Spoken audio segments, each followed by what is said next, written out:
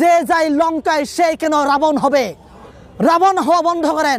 যখন শেখ হাসিনা ক্ষমতায় ছিল তখন শেখ হাসিনার বিরুদ্ধে কথা বলতো জামাত বিএনপি করেছে।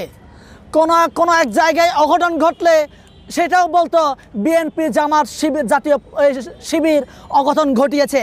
এখন আমরা 2024-এর বিপ্লবের মাধ্যমে এই বাংলাদেশের ফ্যাসিস্ট শেখ হাসিনাকে আমরা তাড়িয়েছি এই জন্য যাতে করে আমরা বুক ফুলে কথা বলতে পারি, আমরা মন খুলে আমরা যাতে শ্বাস নিতে পারি। এই জন্য এই ফ্যাসিস্ট হাসিনা ভারতের দোসরকে আমরা তাড়িয়েছি।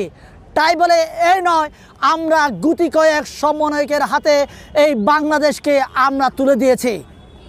আমরা তুলে দেয়নি। আমরা এই স্বাধীন করিনি, এই জন্য আমরা হাসিনাকে তাড়াইনি। আমরা তাড়িয়েছি এই জন্য যাতে করে বাংলাদেশের 20 কোটি জনগণ তাদের অধিকার ফিরে পায়।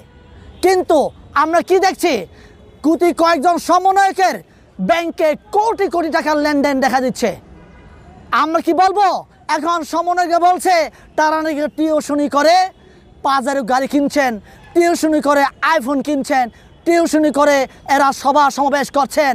ভাই, আপনাদের কাছে আমার প্রশ্ন, আমার পিছনে যে ঢাকা ইউনিভার্সিটি আছে, ঢাকা ইউনিভার্সিটি শুরু করে বাংলাদেশের যতগুলো ছাত্ররা প্রাইভেট টিউশনি করে বেড়ান, আপনারা কি আইফোন কিনতে পারেন কিনা?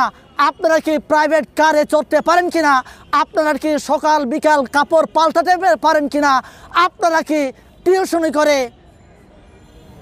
যেখানে সেখানে সারা বাংলাদেশে ঘুরে ফিরে সভা সমাবেশ করতে পারেন কিনা? আমার কমেন্ট বক্সে একটু জানাবেন। আমার প্রশ্ন, ভাই, তোমাদেরকে তো আমরা বিক্রি করার জন্য দেয়নি। তোমাদেরকে তো আমরা সেই শেখ হাসিনা দোসরদেরকে পুনর্বাসনের জন্য আমরা তোমাদেরকে তো চেয়ারে বসাইনি।